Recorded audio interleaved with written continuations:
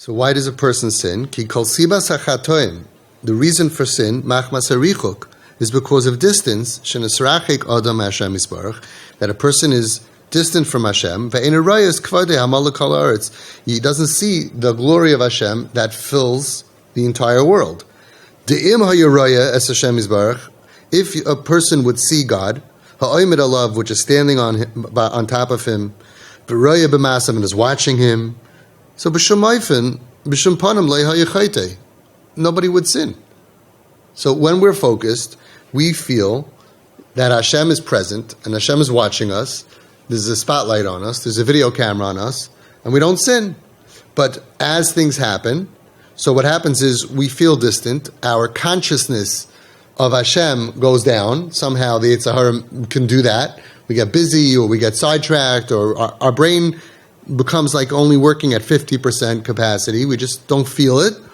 And that richuk, that distance, so to speak, from acknowledging, there's no actual physical distance. He's just as close.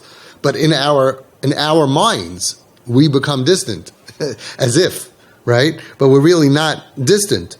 He's really there. And he's really, his kavod, his holiness is malei kol haaretz kavodei. It surrounds and it's mamala kol haaretz. It fills the world. It's everywhere. Hashem is here. Hashem is there. Hashem is truly everywhere. But if you don't feel that, so that's why you sin. Because if you saw Hashem's kavod, if you saw it, then, or as close as we get to it, where we see a miracle, or we see at the kaisel, where we feel, right, then we don't sin. The Ravid says in Sefer Bali HaNefesh, Ato ben adam, you person, human, ba'aznecha shema, you should hear in your ears, v'aseinecha tifkach, and you should open your eyes, v'tira tmunas yotzrecha oimdis negdecha. You'll see the tmuna, the picture, the vision of your Creator that is standing across from you, standing right there. Ure'ei ki hu b'shamayim ata al haaretz v'nishmartem mikol davara. And you'll see that He's above and you're down here, and that will protect you from doing bad. V'im hu nelam me'enei kol chai. And although He is nelam, you can't see Him. Me'enei kol chai, human eye cannot see Him. Achunimtzabul vavos, but He is found in our hearts. V'nigle b'machshavos, and He is revealed in our thoughts. Right? Where is God? He's in our hearts and He's in our thoughts when we can think. Ad kan, that's what the Ravid says. If we open our eyes, we open our consciousness, we will see Hashem in our lives, and all we see is Hashem. That's the ultimate. Some people say, where is God? There is no God. I don't see Hashem. And other people on the other side, all they see is Hashem. Everything is Hashem. And it's up to us, because He's not physically available for us to see.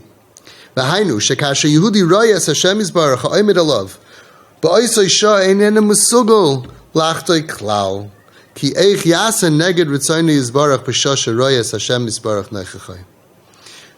If a person sees and can visualize and can feel the truth, just because our eyes can't see it doesn't mean it's not there, right? A person could be allergic to mold. Just because you can't see it doesn't mean it's not going to hurt you. There's so many things in the airwaves that are real. Over here also, Hashem is real, even though our naked eye can't see Him. But if we could see Him and picture Him, that He is real, and He's seeing and watching us, how can I do something against the Ratzon Hashem when He's watching me? The only metzias of chet, right? You think about it, when they told the Yetzer Hara, we have a job for you. I'm going to create a world. I'm going to create people. I'm going to give them air. I'm going to give them gravity. I'm going to give them a whole world. It's so obvious that I exist. And I want you to convince them that I don't exist. The Yetzer Hara probably said to Hashem, that's impossible. How is that even? You're everywhere. If you wouldn't exist, there would be no world. If you would exist, there would be no air, no oxygen, no gravity, nothing. But yet, that's what He does. The metzius of Chatoim to exist, the ability for it to exist, is only because we can't see Hashem, and we don't feel Him, and we feel ourselves meruchek umunutak mimenu, and we feel ourselves meruchek, far away and separated from Hashem. So what's the difference in God's reality between me and a big tzaddik, the reality of Hashem is the same. But sin causes that I don't feel close to Hashem, even though it doesn't change the reality. Hashem is still just as close, just as much there, still a world, He still created it, nothing changed. But sin creates that we feel umargish es atzmai, we feel meruchak far umenutak mimenu, and cut off from Hashem. So that's really probably the biggest trick of sin. The saddest part of sin is the aftermath of sin. The actual Aveira we could do tshuva for.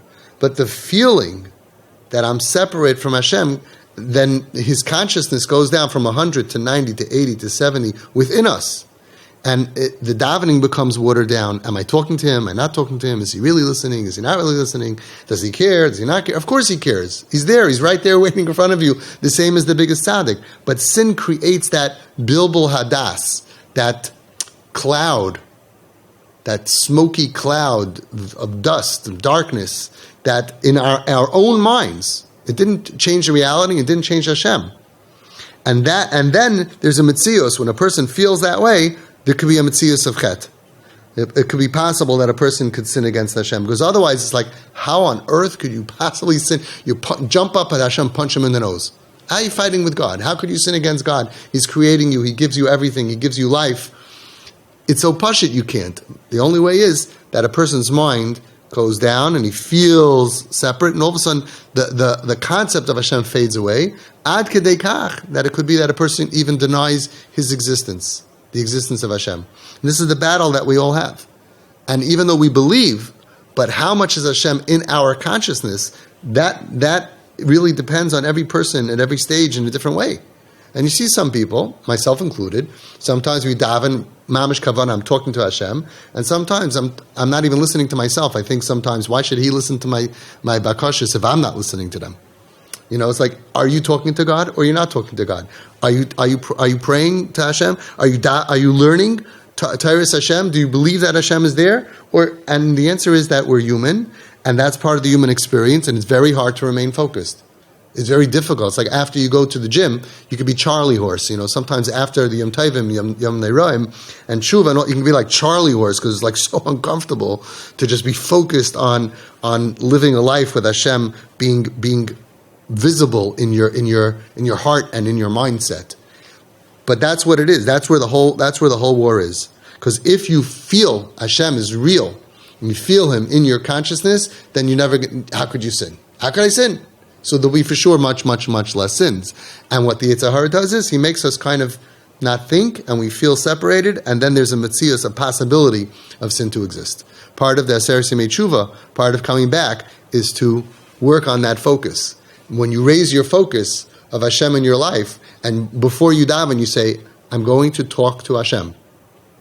I'm going to do a mitzvah. I'm going to follow the command of Hashem. And you put Hashem in your life, that will raise the connection between you, and then a lot of the sins that we would do fall away. Because there's less of a metzius, of a possibility of sinning against something that is so real. And it's up to us to make it real. Nobody else can make Hashem real to us, except us. That's the avodah that we have every single day, especially in these days.